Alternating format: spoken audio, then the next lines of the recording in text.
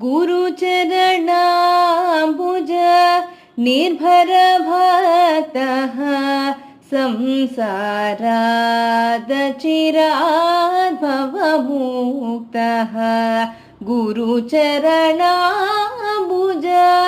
निर्भरभक्तः संसारादचिराद्भवमुक्तः सेन्द्रियमानस नियमादेवं सेन्द्रियमानस नियमादेवं